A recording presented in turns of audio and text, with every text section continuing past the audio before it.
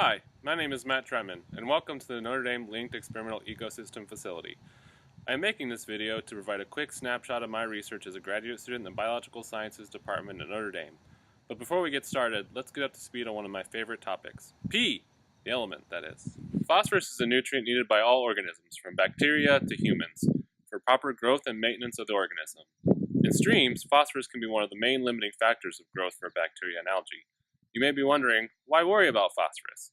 Well, the problem arises because excess phosphorus can be too much of a good thing. When we have runoff from agricultural or urban areas, this can remove the limitation of phosphorus, often resulting in algal blooms.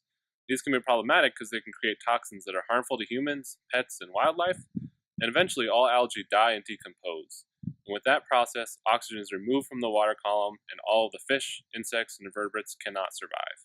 Phosphorus can come in multiple different measurable forms.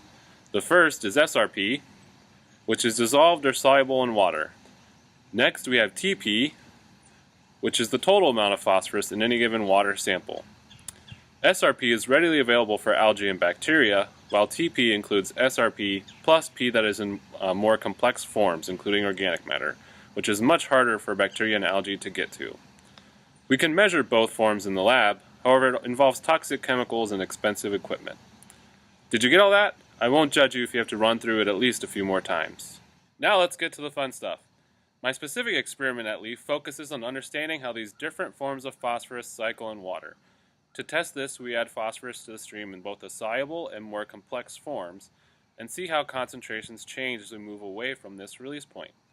This can tell us how much of each form is being removed by algae and bacteria in the stream.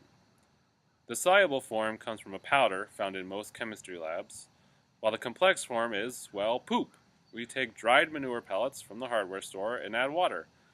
This simulates what might enter a stream from a farm field that recently has manure applied to it. Let's watch a quick video to see how this works in the field. This is my setup. We have a large battery attached to a pump, and the pump is slowly pumping liquid from the bucket into the stream. Here we have manure being dripped in, but we can also use the more soluble form as well.